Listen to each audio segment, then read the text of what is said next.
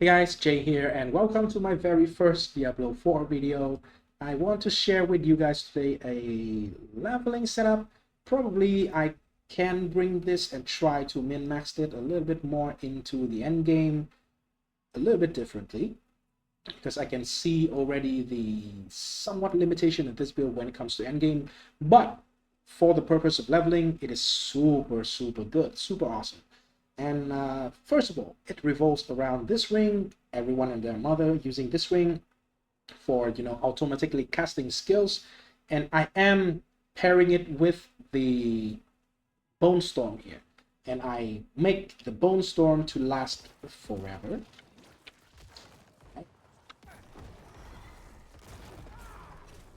So the BoneStorm cooldown is like less than 39 seconds over here.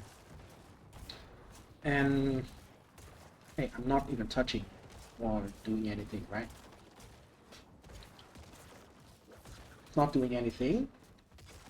It will last until you can cast it again. And you can already cast it the second time. So yeah, every once in like 30, 40 seconds, maybe 50 something, you will need to cast this skill once, and then it will goes on for whatever amount of time, right? So you can see the performance on a dummy target over here, right? If you have multiple targets, it'll be even better. And why is it? So first of all, I am having two main sources of damage, of direct damage from the skills, which is the corpse explosion, which is casted automatically through the ring of sacrilegious soul, however it's pronounced, but it is this ring over here, right? It automatically casts the corpse explosion, which is the somewhat golden pool over here, and then of course the BoneStorm. The BoneStorm actually is also doing the shadow damage over time with this Codex of Power imprinted on the focus over here. And so I have two sources of damage over time, shadow damage over time. It is used to proc, first of all, the exfol. So with the lucky hit chance of 52%, I think the base is 40. This one for corpse explosion, the base is 25. Pretty respectable amount of lucky hit chance. And it proc this one as the purple explosion. You will see the purple explosion, right? Because this is shadow damage, so the color is purple, right? You can see it, right? And the second explosion is Shadow Blight. This is not lucky hit, but it will proc every 10 times the enemy receive shadow damage. So yeah, we do shadow damage constantly to the enemies, and it will proc. Pretty consistent. And so that is the core of the build. The rest of it, the way that I am having BoneStorm into a very long duration, so we have 100% uptime, and we can have a very like walking simulator playstyle is this one. BoneStorm consume up to 8 corpses to increase duration, and some tempering with BoneStorm duration on the weapons and the focus. The other stuff here, let me see. Yeah, I have two Codex of Power to scale the Shadow Blight, which is the key passive damage, which is this one, and this one is pretty straightforward. I give a lot of more multiplier to Shadow Blight, and then defensively, BoneStorm is always generating barrier, and yeah. Since we have it up all the time, you will always have barrier generated, as you can see here, right? If you have one single target, it just ramped up slower, but it will always be adding 6% of your health per target hit every single second, because it hit like once per second, right? Or twice per second. I'm not really even sure, but it gives you a lot of sustain, pretty much. For the damage reduction, we are having basic skill grant 20% damage reduction. So if you used it, right, I am using the Reap over here because we have to take one basic skill anyway, and the Reap initially already give additional 15%. So that is 35. Also have this one here up to 25. So let's just say we have 25, and then that is 65% damage reduction already. Along with, let me see, 15% from the BoneStorm, as you can see here in the modifier. And then, of course, last but not least, Paragon board. When at least 2 corpses nearby, you gain additional 15%. All of those accumulated into 90% reduced damage taken from everything. And yeah, that just makes this build very tanky, and I will, at least for leveling, I think leveling, the best bet is to do it in Helltide. I enjoyed Helltides quite a lot, actually. So all the character I have leveled, which is not much, I always do it in Helltide, and this build is perfect for it. I think even after you reach level 100, if you want to farm Helltides, this is a pretty good candidate. For okay. Right, not even get on a horse because I will show my normal playstyle, right? So normally I don't even get on the horse, I just run around and to the, I would say, where is the target? Right, let's just say we run here, right? Here is, let's just say we run here. We just clear everything on the way with this setup. You just move along. With the addition recently of the pet to the game, you pick up all the cinder anyway, right? So yeah, let me just find the altar. Okay, here.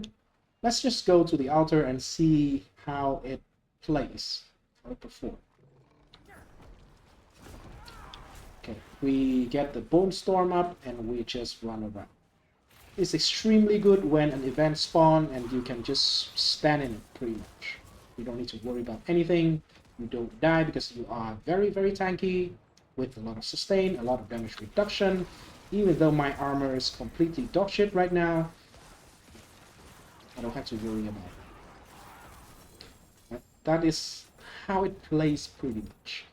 And when it comes to this area, there's a random guy over here too, but I don't think it will affect this whatsoever. So the playstyle is just normally as a leveling Necro build with this one, but we do have the addition of the BoneStorm.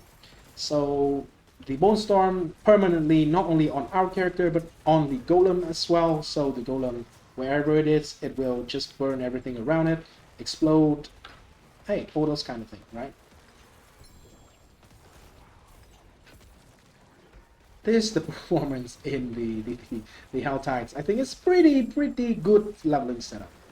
I mean, you don't need the X4 actually. You can use a normal ring, but this one is definitely mandatory because we want to automatically cast the skill. That is the whole point of the setup. So we can chill. Pretty much, we can chill. That is important for farming, I think. Okay, here is the boss, and there goes the boss. Pretty good. Given that there's other people here, normally I would say I take like 30 seconds to kill a boss if I'm alone, but normally we are not alone here anyway, so hey, it'll be faster, right? Why not? Pretty much this is everything you need to do, right? Before you cast BoneStorm, I would recommend you to cast the Golem active skill here first, and then cast the BoneStorm. The reason why I will show you in a little bit. Okay, cast this one and then cast the BoneStorm. And the reason why is because in the Golem I am taking this upgrade over here. Activating your Golem ability causes it to basically spawn 5 corpses. And yeah, because we want to make sure there's as many corpses around the character when we cast BoneStorm as possible, so we will always benefit from the BoneStorm duration over here. Normally, sometimes, some way, somehow, you will still mess up and the duration of the BoneStorm is not as high. But yeah, it's okay because we still have other sources. Okay. Here's the boss, and there is the boss. So the other guys here is dealing a lot of damage. But you got the point. Oh! Ooh! 2 double GA.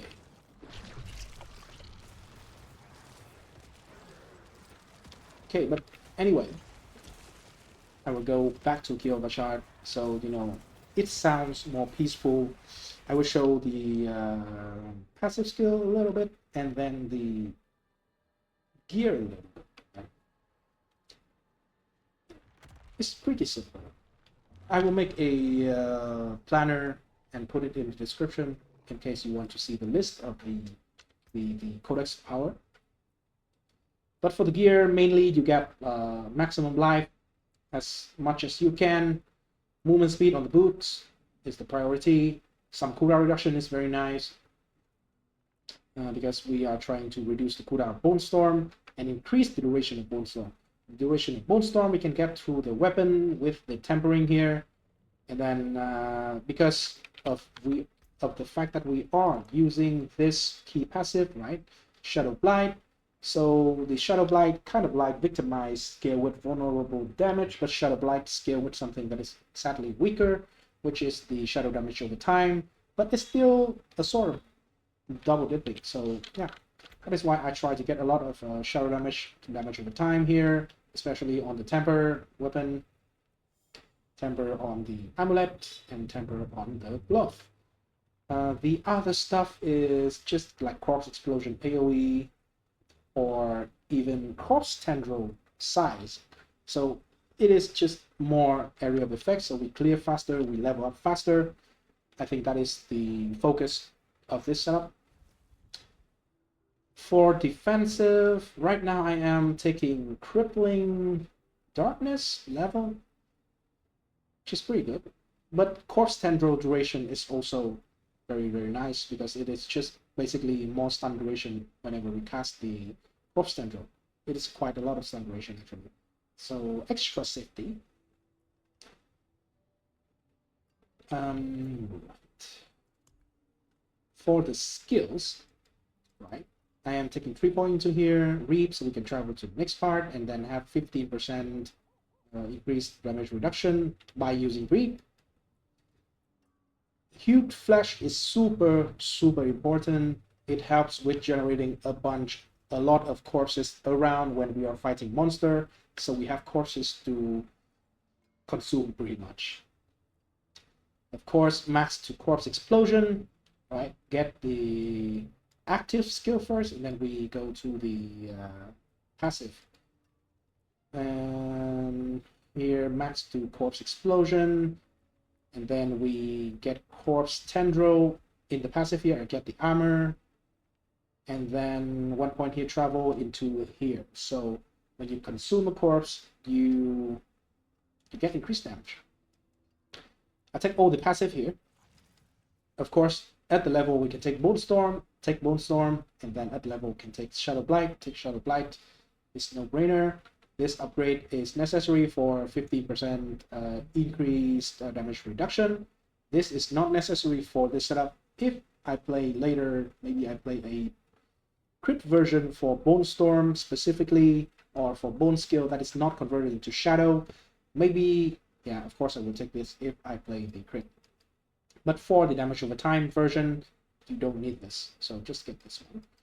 Get all the passive for shadow damage, pretty straightforward. This is an extra lucky hit chance for stun for 7 seconds, by the way. because I have extra 4 ranks from the temporary. And yeah, the rest of the passive here, I would say movement speed is super good. Close damage deal more. Close enemies takes more damage and deal less damage. Very good. And the rest of the passive, I would dump into the minion and golem stuff. For example, golem here, golem mastery, and then hellbent commander for more minion damage. It will 8 with single target. I still have 3 points that is unused. This is pretty useless, except for like healing from potion. But I don't even have anything else to put it on that I think is better. So I just put it here. But just so you know, you have 3 extra points to do whatever. For Paragon, the first board takes a lot. Second board, go for Witherboard and takes everything that you can. I think it's optimal because for this setup, shadow damage over time is very limited in terms of scaling in the Paragon board. So just go, all in on this board. It is a lot of damage and some defensive stat as well. Next one, go for Flesh Eater. It is easy 40% damage because we always consume corpses automatically and actively. So always. And the last board currently is Sent to Death. I think by level 100, I should be just hanging around this one. I should not be able to reach the 5th board because we spent so many points in the previous one. But hey, the next options, the only thing that we can have, at least for this setup, is to get some minion or golem stuff, which is not the main focus of the build anyway. So yeah, because the bone skill is not scaled as a bone skills, but it is scaled more toward like converting into shadow stuff. So the bone board is not working. The crit damage is not working because we are not critting pretty much all of the time. Mostly we deal damage over time, and that is it. For the glyph, this one is damage to close enemy with dexterity. This one is darkness, so it's shadow damage. This one is damage while healthy. And last one here, I probably take the damage to crowd control targets. Yeah, I think I'll take this one. And it will finish the Paragon. And is there anything else that I want to mention? Skeletal Warrior here. I am using Reapers because Reaper have the upgrade of 15% chance to spawn a corpse, which is helpful. And then Skeletal Mages. You deal 3% increased damage for each active Shadow Mages, so just increased damage, right? You can go for this one and then get the Vulnerable, but I think the Shadow damage is still a little bit better. I'm not entirely sure, but the reason why is the active, the key passive over here, right? If you don't know how it works, every 10 times the enemy receives shadow damage from you or your minion. So if your minion is a shadow minion, shadow damage minion, hey, it will contribute into the proc rate of the Shadow Blight. I don't think it's too much, but hey, so far I think that seems to be an okay choice. If later it turns out to be vulnerability here is just more comfortable, yeah, can do it.